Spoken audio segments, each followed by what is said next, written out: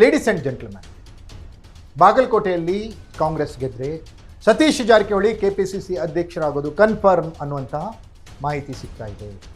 D K Shivakumar ಅಧ್ಯಕ್ಷ ಸ್ಥಾನವನ್ನು ಬಿಟ್ಟು ಕೊಡಲೇಬೇಕು ಅನ್ನುವಂತಹ ಅನಿವಾರ್ಯತೆಗೆ ಸಿಲುಕಿದ್ದಾರಾ ಅನ್ನುವಂಥ ಪ್ರಶ್ನೆ ಎದುರಾಗಿದೆ.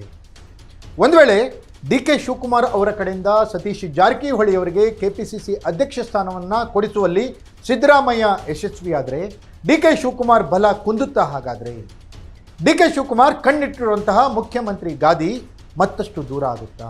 ಈ ಎಲ್ಲ ವಿಚಾರಗಳನ್ನು ಫೋಕಸ್ ಟುಡೇನಲ್ಲಿ ಎಕ್ಸ್ಕ್ಲೂಸಿವ್ ಆಗಿ ನಾನು ಹೇಳ್ತೀನಿ. ನೆಲ ಜ್ವಲ ಭಾಷೆಗಾಗಿ ಪ್ರಾಮಾಣಿಕ ಪತ್ರಿಕೋದ್ಯಮ, ನಾನು ಹೇಮಂತ್.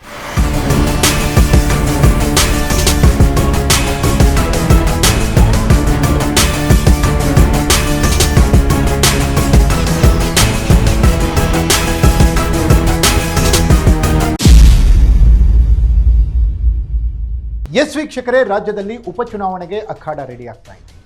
ಈ ಚುನಾವಣೆಯ ರಿಸಲ್ಟ್ ಒಂದಿಲ್ಲ ಒಂದು ರೀತಿಯಲ್ಲಿ ಕಾಂಗ್ರೆಸ್ ನಾಯಕರಿಗೆ ಇಂಪ್ಯಾಕ್ಟ್ ಆಗಿ ಎಫೆಕ್ಟ್ ಆಗುತ್ತೆ.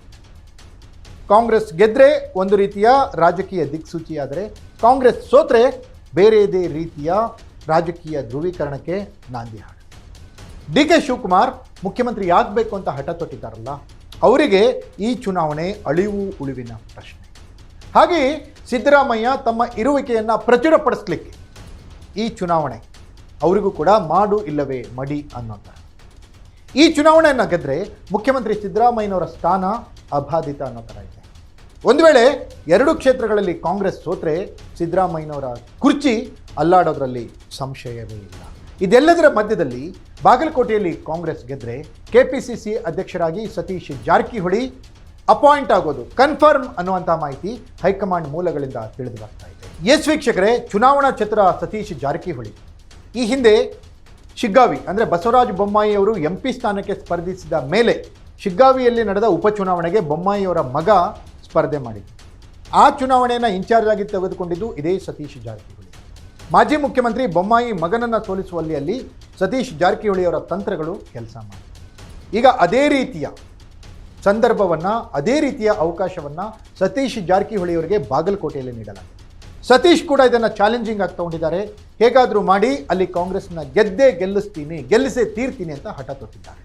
ಕಳೆದ 8-10 ದಿನಗಳಿಂದ ಬಾಗಲಕೋಟೆಯಲ್ಲಿ ಬೀಡು ಬಿಟ್ಟಿರುವ ಸತೀಶ್ ಅಲ್ಲಿ ಹಲವು ಪ್ರತಿತಂತ್ರಗಳನ್ನು ರೂಪಿಸ್ತಾ ಇದ್ದಾರೆ. ಕಾಂಗ್ರೆಸ್ನ ಕ್ಯಾಂಡಿಡೇಟ್ನ ಗೆಲ್ಲಿಸಿಕೊಂಡು ಬರುವಲ್ಲಿ ಪ್ರಯತ್ನ ಮಾಡ್ತಾ ಇದ್ದಾರೆ. ಸಿದ್ದರಾಮಯ್ಯನವರು ಕೂಡ ದಾವಣಗೆರೆಯಲ್ಲಿ ಬೀಡು ಬಿಟ್ಟಿದ್ದಾರೆ. ಅಲ್ಲಿಯೂ ಕೂಡ ಮತದಾರರನ್ನ ಸೆಳೆಯುವಲ್ಲಿ ಸಿದ್ದರಾಮಯ್ಯ ಕೆಲಸ ಮಾಡ್ತಾ ಇದ್ದಾರೆ. ಹೀಗಿದ್ದಾಗ ಒಂದು ವೇಳೆ ಬಾಗಲಕೋಟೆಯಲ್ಲಿ ಕಾಂಗ್ರೆಸ್ ಸೋತರೆ ಕೆಪಿಸಿಸಿ ಅಧ್ಯಕ್ಷರಾಗಿ ಸತೀಶ್ ಆಯ್ಕೆಯಾಗೋದು ಸ್ವಲ್ಪ ಹಿನ್ನಡೆ ಆಗ್ಬೋದು ಅವರಿಗೆ ಅಂತ.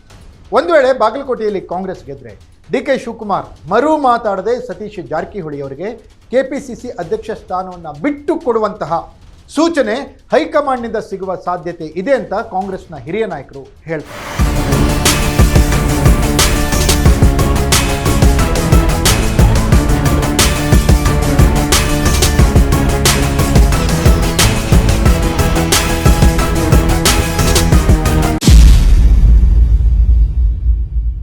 ಒಟ್ಟಿನಲ್ಲಿ ಹಲವು ರಾಜಕೀಯ ನಾಯಕರ ಅಳಿವು ಉಳಿವಿನ ಪ್ರಶ್ನೆ ಆಗಿದ್ದಂಥ ಈ ಬೈ ಎಲೆಕ್ಷನ್ನಲ್ಲಿ ಯಾರು ಗೆದ್ದರೂ ಕೂಡ ಅವರಿಗೆ ಲಾಭ ನಷ್ಟ ಇದೆ, ಸೋತರೂ ಕೂಡ ಬೇರೆಯವರಿಗೆ ಲಾಭ ನಷ್ಟ ಇದೆ.